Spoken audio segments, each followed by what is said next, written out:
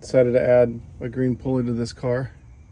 It had a bunch of Chinese junk on it. Pretty much the entire thing has a bunch of Chinese junk on it, but it deserves this pulley. So I always tell everyone to check for a crank spacer if they're not lining up. I usually hear that they don't have one, but they mostly do. There it is right there. So I had to remove it with a magnet and a little bit of air blowing on it to pull it out. And then you get an exactly perfect lined up belt. Stock spacer on the top, just a slinger on the bottom. This has no sand seal.